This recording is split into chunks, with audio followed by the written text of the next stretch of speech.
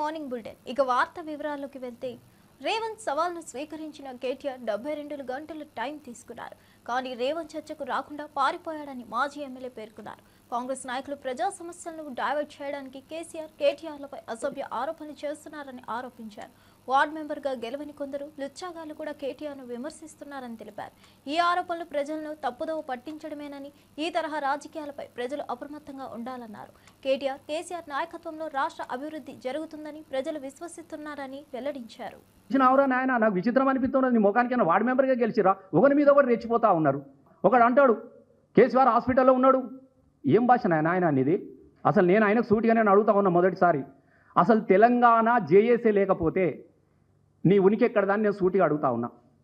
Telangana JAC లేకపోతే ఇవాళ కొంతమంది ఎమ్మెల్సీలు కావచ్చు, అక్కడోడు ఎమ్మెల్యే కావచ్చు, కానీ ఆ ఉనికే లేకపోతే, తెలంగాణ జేఏసీ లేకపోతే మీ అడ్రస్లు ఎక్కడని నేను అడుగుతా ఉన్నా దయచేసి. అంతకుముందు మీ స్థాయి ఏంది, మీ గమ్యం ఏంది? మరి ఆ జేఏసీని పెట్టించినటువంటి వ్యక్తి కేసీఆర్ కాదా? ఒకడు అంటాడు అసెంబ్లీకి రా. అరే ఆయన అసెంబ్లీకి వస్తారా భయ్? అసెంబ్లీ అనేది కొత్త కాదు కేటీఆర్కు, కేసీఆర్కు, హరీష్ రావుకు. నీకు అసెంబ్లీ పాసు ఇయ్యమంటే దొరకని రోజున కూడా ఆయన అసెంబ్లీలో తెలంగాణ కోసం మాట్లాడుతూ ఉన్నాడు కేటీఆర్. ఇది గుర్తుపెట్టుకోండి. అసెంబ్లీ పాస్, ఒక పాస్ ఇస్తావా, లోపటొచ్చి గ్యాలరీలో కూర్చుంటా అని నువ్వు బతిమలాడిన రోజున కేటీఆర్ గారు అసెంబ్లీ మైకు పట్టుకొని నా పదవిని రాజీనామా చేస్తున్నా అని చెప్పేసి మాట్లాడుతున్నటువంటి స్పీచ్లు ఉంటాయి. వాళ్ళు కేసీఆర్ గురించి మాట్లాడతాడు. కేసీఆర్ గురించి మాట్లాడనా? నీ అయ్య నాట అయ్యా. ఎస్, బరాబరి చెప్తున్నా. కేసీఆర్ కేటీఆర్కి అయ్య కాదు, తెలంగాణకు అయ్యా బిడ్డ. అది కూడా రాసి పెట్టుకోరు మీరు. ఏ చరిత్రను వక్రీకరించి మాట్లాడుతూ ఉంటారు మీరు అన్న. నేను అడుగుతా ఉన్నా. ఓడట సాగరహారంలో వీళ్ళు లేరట. అరే నాయన నీ దండం పెడతారా నాయన? సాగరహారం స్టేజ్ వేయించిందే కేసీఆర్ రా బాబు. నేనున్నాను కదా, నేనే కదా ఎగిరిను నా స్టేజ్ మీద. కేసీఆర్ లేని జేఏసీ ఉద్యమాలు ఉన్నాయా? ఇలా నిజాం కాలేజీలో పెట్టిన సభలో కేసీఆర్ రాకుంటేనే ఉన్నదా? ఇదే ఎవరైతే మాట్లాడుతున్నారో, ఏ తెలంగాణ ఉద్యమకారుని చెప్పుకున్నాడు మాట్లాడుతూ ఉంటాడో, ఆ రోజు పొన్నం ప్రభాకర్ ఈపు వలగొట్టలేదా? పేపర్ల పోటు వాళ్ళు రాలేదా? ఆ రోజు కేకే ఈపు వలగొట్టలేదా? కాంగ్రెస్ నుంచి ఆ రోజు వచ్చినటువంటి ఈ వివేక్ గారు ఈపు సున్నం చేయలేదా? మనమే కదా ఆ రోజున. ఈయననే కదా, ఇల్లు ఉన్నాడు కదా కాంగ్రెస్ వాళ్ళు గుద్దింది. మరి ఎవరి చరిత్ర ఎక్కడున్నదో మనకు కనబడతలేదా? ఏది పడితే అది నోటికి ఎట్లా మాట్లాడతారు? తెలంగాణ ప్రతివానికి ఫ్యాషన్ అయిపోయింది. కేటీఆర్ని తిడితే పేపర్లలో వస్తుంది, హరీష్ అన్నని తిడితే పేపర్లలో వస్తుంది, కేసీఆర్ని తిడితే పేపర్లలో వస్తుంది. ధాన్యం కొనుగోళ్ల టెండర్లలో కాంగ్రెస్, బీజేపీలు కుమ్మక్కై భారీ అవినీతి జరిగిందని ఆరోపణలు వచ్చాయి. క్విడ్ ప్రోకోకు ఇది స్పష్టమైన ఉదాహరణగా నిలుస్తుంది. రేవంత్, ఉత్తమ్ ఈ కుంభకోణం నుంచి తప్పించుకోలేరని రాజకీయ వర్గాలు పేర్కొంటున్నాయి. వారి రాజకీయ జీవితానికి ఇది పెద్ద సవాల్గా నిలుస్తుందని విశ్లేషిస్తున్నారు. ఈ ఆరోపణలపై వారు ఎలా స్పందిస్తారో, తదుపరి చర్యలు ఎలా ఉంటాయో చూడాలి. ప్రజలు ఈ అంశంపై స్పష్టత కోరుతున్నారు. రాజకీయాల్లో నైతికత, పారదర్శకత అవసరమని పలువురు అభిప్రాయపడ్డారు. రాజకీయంగా అత్యంత దారుణ పద్ధతిలో దోపిడీ చేసిళ్ళు సివిల్ సప్లై డిపార్ట్మెంట్లో కాంగ్రెస్ పార్టీ. ఇక్కడి నుంచి ఢిల్లీ వరకు పార్లమెంట్ ఎన్నికల ముందే ఒక సిండికేట్ ఏర్పడి ఒక వ్యూహాత్మకంగా ప్రణాళికాబద్ధంగా దాన్ని బిడ్డర్స్తో కుమ్మక్కై టెండర్లలో గోల్మాల్ చేసి ఇవాళ మనీ లాండరింగ్ జరిగింది. సివిల్ సప్లైస్ టెండర్ల కుంభకోణం జరిగింది. ధాన్యం టెండర్లు ఆనాడు నిర్ధారించినప్పుడు ఉండబడినటువంటి టెండర్ నోటీసు అగ్రిమెంటు 100కు 100% వయలేషన్ జరిగింది. ఫుడ్ కార్పొరేషన్ ఆఫ్ ఇండియా దాన్ని సమీక్షించి నియంత్రించాల్సినటువంటి బాధ్యత గలటువంటి FCI కేంద్ర ప్రభుత్వం నడిపే బీజేపీ చేతిలో ఉన్నది. వాళ్ళు కూడా ఇందులో వాటాదారులే. ఈ కుంభకోణంలో స్టేట్ సివిల్ సప్లైస్ డిపార్ట్మెంట్కు కొన్ని పరిధులు ఉన్నాయి. ఈ పరిధులు వయలేషన్ జరిగినప్పుడు FCI కంట్రోల్ తీసుకోవాల్సిన అవసరం ఉండేది. వాళ్ళు కూడా వ్రాతపూర్వకంగా ఫిర్యాదు చేసినాము. అయినప్పటికీ దున్నపోతు మీద నీళ్లు పడ్డట్టే ఉన్నది కాంగ్రెస్ పార్టీకి. వీళ్ళు పంచుకున్నది నిజము. ప్రతి క్వింటాల్కి 223 రూపాయలు అదనంగా వసూలు చేసిళ్ళు. మొత్తం 38 లక్షల మెట్రిక్ టన్నుల ధాన్యం ఇంటూ 223 రూపాయలు అంటే ఒక టన్నుకు 2230 రూపాయలు ఇంటూ 38 లక్షల టన్నులు. ఇది వాళ్ళ స్కెచ్. అంటే 50% వసూలైనా ఇప్పటి వరకు 420 కోట్ల రూపాయలు, 413 కోట్ల రూపాయలు ఇప్పటికీ అదనంగా ప్రభుత్వం పేరు చెప్పి అకౌంట్ల ద్వారా బిడ్డర్లు, బ్రోకర్లు అదనంగా డబ్బులు వసూలు చేసిళ్ళు. 722 రైస్ మిల్లర్ల ద్వారా జరిగేటువంటి అకౌంట్ ట్రాన్స్ఫరు, బిడ్డర్స్ మధ్య ఉన్నటువంటి అకౌంట్ ట్రాన్స్ఫరు సంబంధించిన రసీదులతో కూడినటువంటి ఆధారాలన్నీ కూడా బీఆర్ఎస్ పార్టీ రాష్ట్ర వ్యాప్తంగా కలియదిరిగి కలెక్ట్ చేసి అన్ని ఆధారాలతో కూడినటువంటి కంప్లైంట్ను మరి గౌరవ హైకోర్టు చీఫ్ జస్టిస్ గారి ముందు పిల్ దాఖలు చేయడం జరిగింది బీఆర్ఎస్ పార్టీ. ఇలా సన్నవడ్లకు పోయిన వానాకాలంలో మీరు 19 లక్షల మెట్రిక్ టన్నుల సన్నధాన్యం కొనుగోలు చేసిళ్ళు మీ రికార్డు ప్రకారంగా. మొన్న జరిగిన ఎండాకాలంలో 25 లక్షల టన్నుల మెట్రిక్ టన్నుల సన్నధాన్యం మీరు కొనుగోలు చేసిళ్ళు. అంటే దాదాపు 40. ఆంధ్రప్రదేశ్ రాష్ట్ర గృహ నిర్మాణ శాఖ మంత్రి కొలుసు పార్థసారథి కాకినాడ జిల్లా తునిలో పర్యటించారు. పట్టణంలోని 11, 12, 13 వార్డులలో సుపరిపాలనకు తొలి అడుగు కార్యక్రమంలో పాల్గొన్నారు. ఈ సందర్భంగా స్థానిక ఎమ్మెల్యే యనమల దివ్యతో కలిసి ఇంటింటికి వెళ్లి ఈ ఏడాదిలో ప్రభుత్వం చేసిన సంక్షేమ పథకాలను ప్రజలకు వివరించారు. పార్థసారథి మాట్లాడుతూ ప్రభుత్వ యోజనాల ప్రాధాన్యతను మరియు అవి ప్రజలకు కలిగించే లాభాలను వివరించారు. ఈ పర్యటన ద్వారా ప్రజలకు ప్రభుత్వంపై విశ్వాసం మరింత పెరగాలని ఆశాభావం వ్యక్తం చేశారు.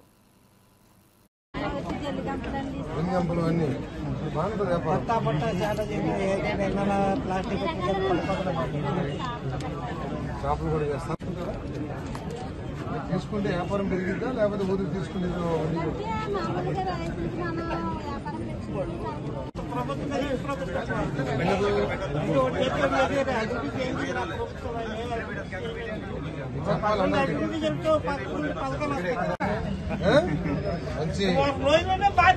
గవర్నమెంట్ మాకే మర్చిపోయింది. ఈ అమ్మగారు వచ్చేదంటే మంచి పవర్ఫుల్ ఎమ్మెల్యే, ముఖ్యమంత్రి గారికి బాగా ఇష్టం. సాయి అందించారు, అది గ్రేటే.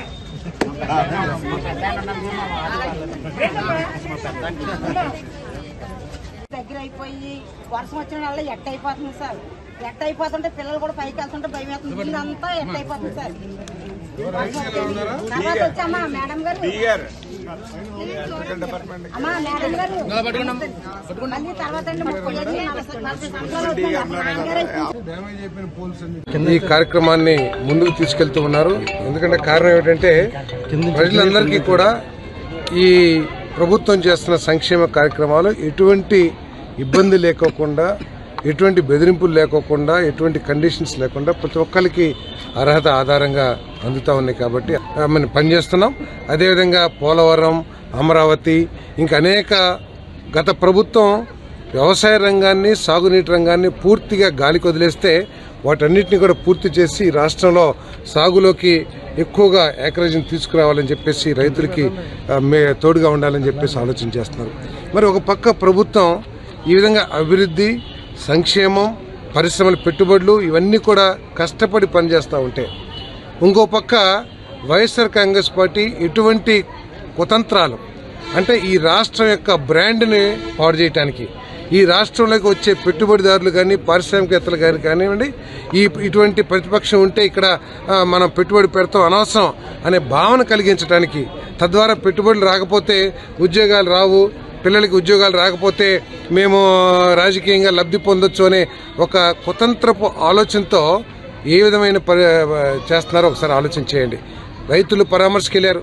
ఆ రైతులకు సంబంధించి పొగాకు రైతులకి 22 కోట్ల కిలోలు ప్రభుత్వమే కొంటుంది. ఎప్పుడు గతంలో ఎక్కడా లేని, ఇప్పుడు లేదు. ఒకసారి చెక్ చేసుకోండి. 5 సంవత్సరాలు వైసీపీ కూడా ఉంది కదా, ఇప్పుడన్నా పొగాకు కొనుగోలు చేశారని అడగండి. అదేవిధంగా కోకోకి 50 రూపాయల కిలోకి ఇచ్చి మరి కోకోని కొనే పరిస్థితి. మరి అదేవిధంగా మరి మ్యాంగో 4 రూపాయలు అదనంగా ఇచ్చి ఈ కార్యక్రమాలు ఎప్పుడన్నా చేశారని చెప్పేసి అడుగుతా ఉన్నా నేను. కేవలం ఏదో. అనకాపల్లి జిల్లా నుండి ఓ ఆసక్తికరమైన సంఘటన వెలుగులోకి వచ్చింది. 840 కేజీల గంజాయిని పోలీసుల నుండి తప్పించేందుకు ప్రత్యేక ప్రణాళిక రూపొందించబడింది. గంజాయి సరుకు మొదట కాలినడకన 2 కిలోమీటర్ల దూరం కూలీలతో తరలించబడింది. అనంతరం బొలెరో వాహనంలో సాఫీగా ఏజెన్సీ ప్రాంతాన్ని దాటి సరుకు తరలించబడింది. అయితే చివర్లో అనకాపల్లి జిల్లాలో పోలీసులు ఈ గంజాయి సరుకును పట్టుకున్నారు. ఈ క్రమంలో పోలీసులు మరింత సన్నద్ధతతో తనిఖీలు నిర్వహించి ఇలాంటి శిక్షణలను ముందుగానే గుర్తించడానికి ప్రయత్నిస్తున్నారు.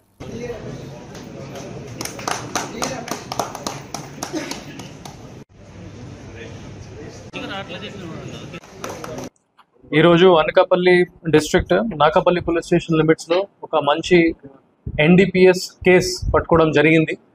ఇది టోటల్ 840 kgs ఆఫ్ గాంజా 20 గాంజాయి వైట్ బ్యాగ్స్లోనే దొరికింది. ప్రతి బ్యాగ్లో 42 kgs గాంజా మనకి దొరికింది. దానికి కాస్ట్ సుమారుగా 42 lakhs వరకు ఉంటుంది. దీంతో పాటు మనకి ఒకటి బొలెరో వెహికల్, ఇంకా 2 motor cycles, 1 motor cycle and 1 scooty which were used as pilots, ఇంకా కొన్ని మొబైల్ ఫోన్స్ కూడా సీజ్ చేయడం జరిగింది.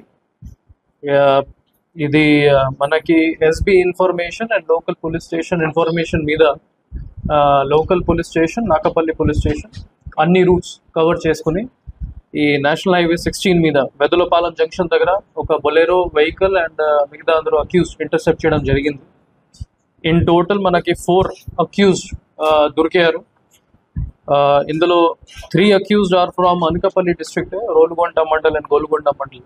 ఇంకా ఒక అక్యూజ్డ్ మనకి చింతపల్లి కొత్తపాలెం పంచాయతీ నుంచి ఉన్నారు.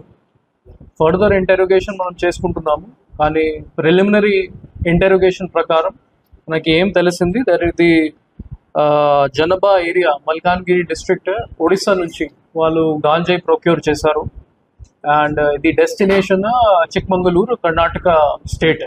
This good work I appreciate the Nakapalli police team, especially SI Sunny Babu, SI Rajarao and his team, and SHO Nakapalli. మాజీ మంత్రి పేర్ని నాని వైఎస్ఆర్సీపీ నేత కొల్లు రవీంద్రపై విమర్శలు చేశారు.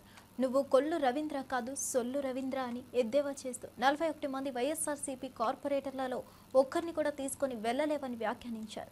రవీంద్రకు పార్టీలో శక్తి లేదని, ఎవరిని ప్రభావితం చేయలేరని నాని చెప్పారు. నువ్వు వారిని తీసుకొని వెళ్తే సొల్లు రవీంద్ర కాదు, నిజంగా కొల్లు రవీంద్ర అని ఒప్పుకుంటా అని అన్నారు.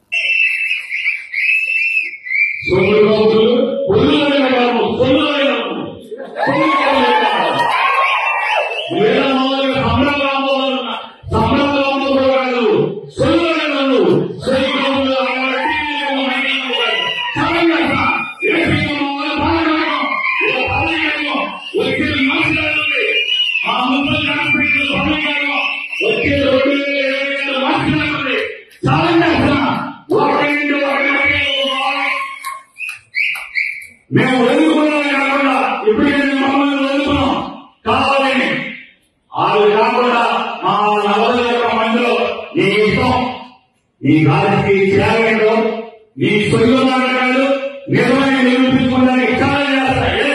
నేను మా 41 మందిలో ఒక్కరినన్నా ప్రత్యేక తెలియజేసుకున్నందుకు నేను ఖచ్చితంగా సొల్లు రవీంద్ర కాదు, ఈ నిజంగా కొల్లు రవీంద్ర అని చెప్పి నీ కూడా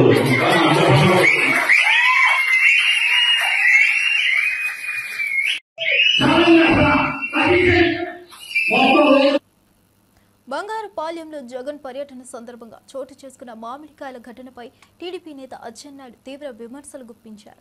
ఆయన పేర్కొంటున్నట్లుగా ముందస్తు వ్యూహంలో భాగంగా జగన్ రాకముందే 5 ట్రాక్టర్లను సిద్ధం చేసినట్లు ఆరోపించారు. ఈ ట్రాక్టర్లు వైఎస్ఆర్సీపీకి చెందినవేనని, జగన్ రాగానే కార్యకర్తలు రోడ్డుపై మామిడికాయలను పారబోసారని చెప్పారు. అచ్చెన్నాయుడు చేసిన ఈ వ్యాఖ్యలు రాజకీయ వర్గాల్లో సంచలనం సృష్టించాయి. లాఠీ చార్జ్ చేసి విలేకరికి కొట్టారు. విలేకరులు డ్యూటీ ఏంటి అని వెళ్తారు. అందులో ఏబి డైవర్షన్లో పక్కకి వెళ్ళడం. అక్కడ ప్రకాష్ రెడ్డి అని చిత్తూరు జిల్లా వైఎస్ఆర్సిపి సెక్రటరీ ప్రకాష్ రెడ్డి, ఆయనకి 25 ఎకరాలు మ్యాంగో తోట ఉంది. 25 ఎకరాలు మ్యాంగో తోట యజమాని మేము 12 రూపాయలు పెడితే అమ్మేశాడంట. ఒక 4-5 ట్రాక్టర్లే ఆ తోటలో పెట్టుకున్నాడు.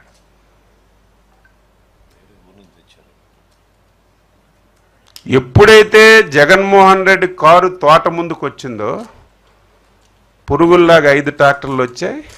రోడ్డు మీద మామిడికాయలన్నీ కింద పోశారు.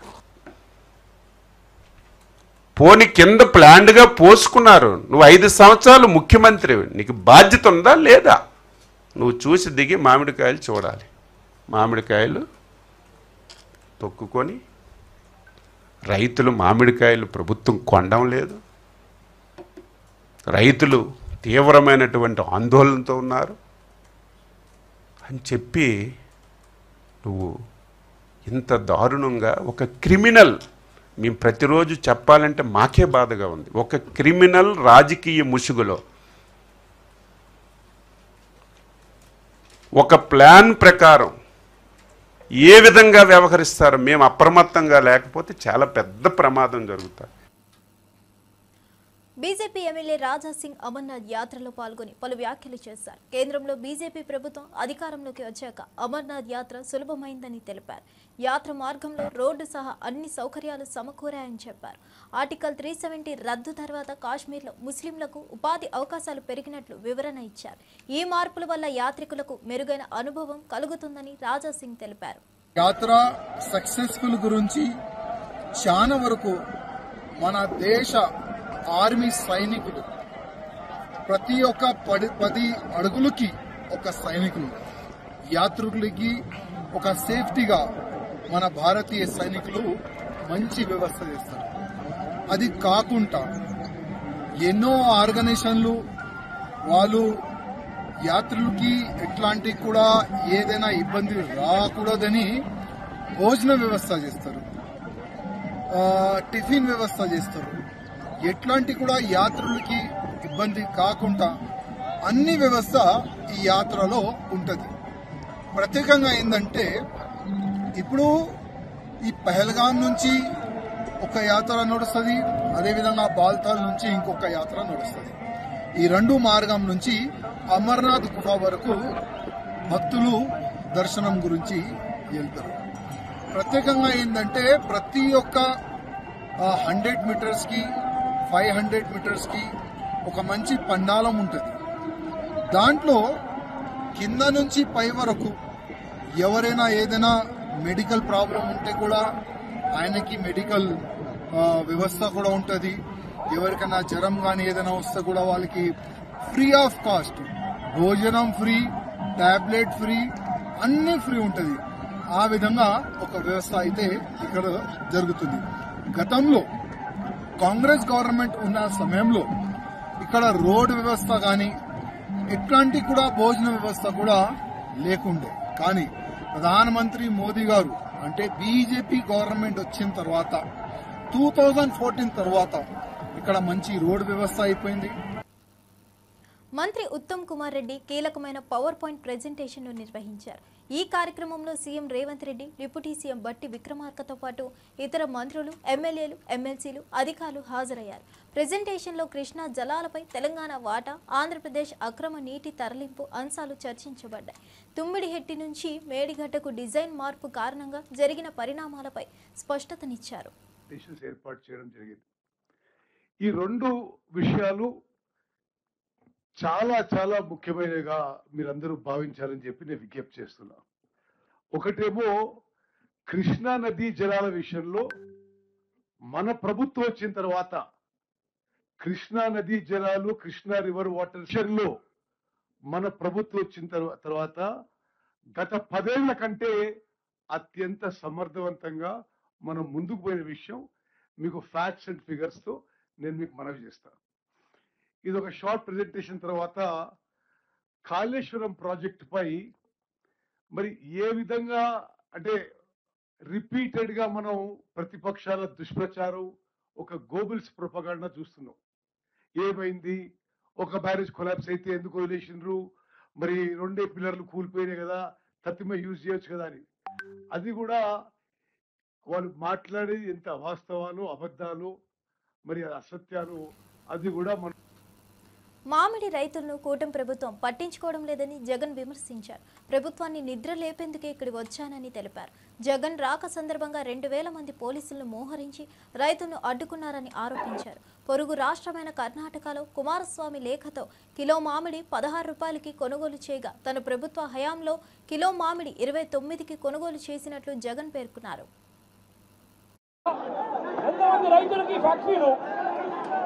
కిలో 8 రూపాయలకు వచ్చి కొనుగోలు చేశారు అని అడుగుతా ఉన్నా. కొంతమంది రైతులకు మీరు చెప్పినట్టుగా మీరు 4 రూపాయలు రైతులకు ఎంతమందికి ఇచ్చారు అని చంద్రబాబు నాయుడు గారిని గట్టిగా నిలదీస్తూ అడుగుతా ఉన్నా.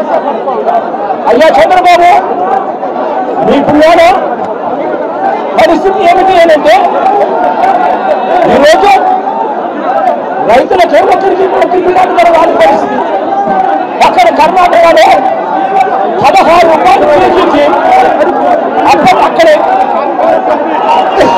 జనత కుమారస్వామి అడిగితే కేంద్ర ప్రభుత్వము 16 రూపాయలకు కొనుగోలు చేయడానికి ముందుకు వచ్చింది.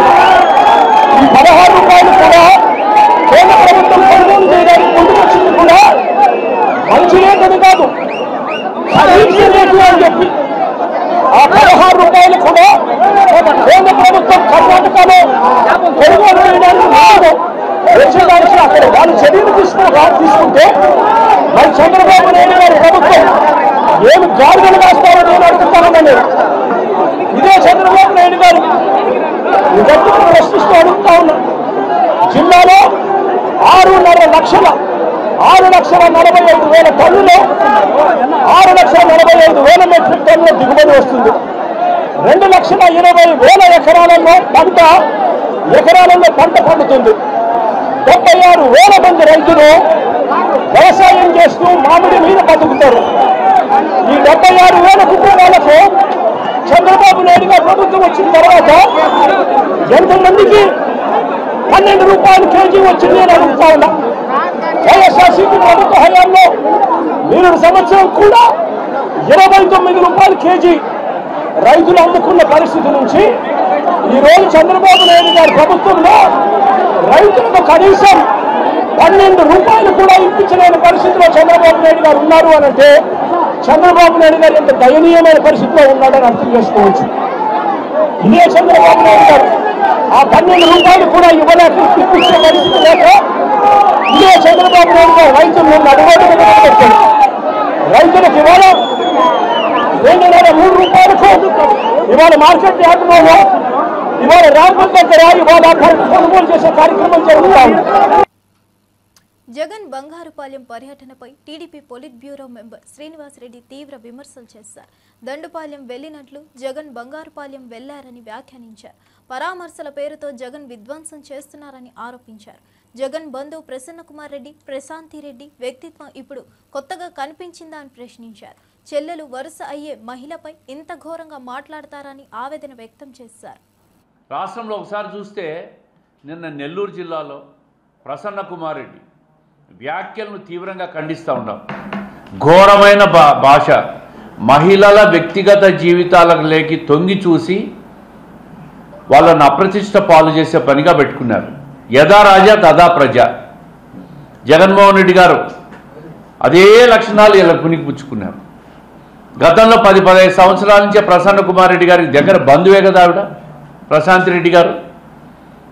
ఈరోజు కొత్తగా కనిపించింది ఆ వ్యక్తిత్వం. నీకు చెల్లెలు వరుస అయ్యే వ్యక్తిని ఇంత ఘోరంగా మాట్లాడతారా? దీన్ని సభ్య సమాజం ఇటువంటి వ్యక్తులను సమాజం నుంచి బహిష్కరించే విధంగా చట్టం తీసుకురావాలి. నంద్యాల ఎంపీ బైరెడ్డి శబరి వైసీపీపై తీవ్ర విమర్శలు చేశారు. రప్పారప్ప స్కూల్కి ప్రిన్సిపల్ జగన్ అంటూ ఎద్దేవా చేశారు. మహిళలను అవమానించడం వైసీపీ మేనిఫెస్టోలోనే ఉన్నట్లుగా అభిప్రాయపడ్డారు. అన్ని రంగాల్లో మహిళలు ముందంజలో ఉన్నారని, రాజకీయాల్లో మహిళలు వచ్చేది మాటలు వినిపించుకోవడానికి కాదని స్పష్టం చేశారు. మహిళల పాత్రను హేళన చేయకుండా గౌరవించాలని బైరెడ్డి శబరి పిలుపునిచ్చారు. రాజకీయాల్లో మహిళల ప్రాధాన్యతను గుర్తించి వారిని ప్రోత్సహించాలని అన్నారు. రాష్ట్రంలో ఉన్న మహిళలని, స్త్రీలను కించపరచండి, అగౌరవపరచండి అని వారి మేనిఫెస్టోలో ఉంది అని అనుకుంటున్నాను. మొన్న ఒక సంఘటన జరిగింది. కొవ్వూరులో ఎంతో పొలిటికల్ హిస్టరీ ఉన్న ఒక వైసీపీ నాయకుడు చెల్లి వరుస అయిన కొవ్వూరు ఎమ్మెల్యే ప్రశాంతి రెడ్డి గారిని ఎంతో దారుణంగా మాట్లాడిన సంఘటన మనం చూసాం. ఆమెమి చిన్న వయసు కాదు, ఎంతో పెద్ద వయసు ఉన్న ఒక మహిళ గురించి అంత నీచంగా మాట్లాడడం యావత్ సమాజం ఖండిస్తుంది. ఈరోజు మహిళలకు పెద్దపీట వేస్తున్నారు కేంద్ర ప్రభుత్వం కానీ రాష్ట్ర ప్రభుత్వం కానీ. భద్రాచలం వద్ద గోదావరి నీటి మట్టం పెరుగుతుంది. రాష్ట్ర వ్యాప్తంగా కురుస్తున్న వర్షాలు, ఎగువ ప్రాంతాల వరదల కారణంగా ఈ రోజు ఉదయం 11 గంటలకు నీటి మట్టం 24 అడుగులకు చేరింది. ఎగువ నుంచి వరద కొనసాగుతుండటంతో నీటి మట్టం ఇంకా పెరిగే అవకాశం ఉందని అధికారులు తెలిపారు. స్నాన ఘట్టాల వద్ద మెట్ల వరకు వరద నీరు చేరిన కారణంగా భక్తులు లోతుకు వెళ్లకుండా నది ఒడ్డునే స్నానాలు చేయాలని హెచ్చరిక బోర్డులు ఏర్పాటు చేశారు.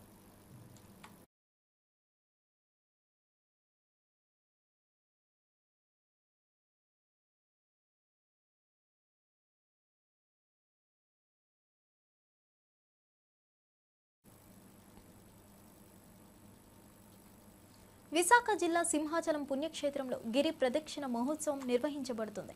తొలి పావాంచ నుంచి అప్పన్న స్వామి పుష్పరథం గిరి ప్రదక్షిణకు బయలుదేరింది.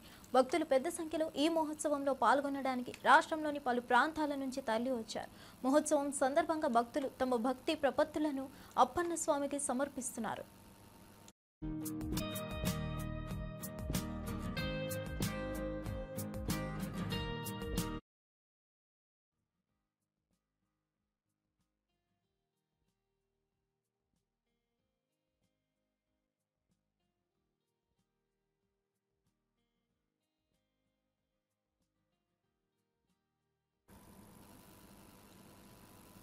అమరావతిలో ఈ డిసెంబర్ నాటికి ఎమ్మెల్యేలు ఎమ్మెల్సీలు క్వార్టర్స్లో ఉంటారని స్పీకర్ అయ్యన్న పాత్రుడు ప్రకటించారు. అమరావతిలో నిర్మాణంలో ఉన్న క్వార్టర్లను పరిశీలించిన ఆయన పనులు జోరుగా సాగుతున్న తీరుపై సంతృప్తి వ్యక్తం చేశారు. నియోజకవర్గాల పునర్విభజనను దృష్టిలో పెట్టుకుని నివాస సముదాయాలు ఏర్పాటు చేయాలని అధికారులకు సూచించారు. చట్టసభ సభ్యుల కోసం 12 టవర్లలో 288 క్వార్టర్లు నిర్మిస్తున్నట్లు తెలిపారు. 35 మంది మంత్రులు 36 న్యాయమూర్తుల క్వార్టర్స్ కూడా మార్చి నాటికి సిద్ధం కానున్నాయి.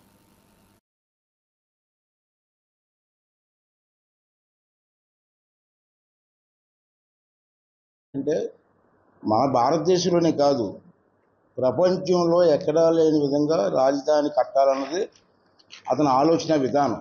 మా ప్లానింగ్ ఏంటంటే ఫ్యూచర్లో కూడా ఇప్పుడు మనకు ఉన్నది అంటే 175 మంది ఎమ్మెల్యేలే, కానీ ఫ్యూచర్లో ఈ సంఖ్య పెరిగే అవకాశం ఉంది, ఎమ్మెల్యేలు కానీ ఎమ్మెల్సీలు కానీ. అంటే దాన్ని కూడా దృష్టిలో పెట్టుకొని ఈ కన్స్ట్రక్షన్ చేయాలని ముఖ్యమంత్రి గారి ఆలోచన. ఇప్పుడే మీరు చూశారు, ఇక్కడ 12 టవర్స్ వస్తున్నాయండి. 12 టవర్స్ కూడా సుమారు 288 క్వార్టర్స్ వస్తాయి. ఎమ్మెల్యేస్ ప్రస్తుతం 175 మంది, ఎమ్మెల్సీలు 58 మంది ఉన్నారు. 35 మంది మినిస్టర్స్ క్వార్టర్స్ కట్టాలని చెప్పి కూడా నిర్ణయం తీసుకోవడం జరిగింది. అవన్నీ కూడా ఒకటే బ్లాక్లో వస్తాయి. అలాగే జడ్జిస్ ఉన్నారు, జడ్జిస్ కూడా 36 మందికి చీఫ్ జస్టిస్ సహా అక్కడే క్వార్టర్స్ కట్టాలని చెప్పి ప్రభుత్వం నిర్ణయం తీసుకోవడం జరిగింది. స్పీకర్ గారికి, డిప్యూటీ స్పీకర్ గారికి, కౌన్సిల్ చైర్మన్ గారికి, డిప్యూటీ చైర్మన్ గారికి మినిస్టర్తో పాటు ఈక్వల్ స్థాయిలో ఆ స్థాయికి తగ్గట్టుగా క్వార్టర్స్ కట్టాలని కూడా నిర్ణయం తీసుకోవడం జరిగింది. అలాగే మన రివర్ పక్కనే గవర్నర్ గారికి, సీఎం గారికి కూడా క్వార్టర్స్ కట్టాలని చెప్పి కూడా ప్లాన్లో ఉండడం జరిగింది. ఓబామా అయ్యో రామ ప్రీ రిలీజ్ ఈవెంట్లో పాల్గొన్న అలీ హీరో సుహాస్ను చూసేసరికి చనిపోయిన తన మేనల్లుడు గుర్తొచ్చాడని భావోద్వేగంగా చెప్పారు.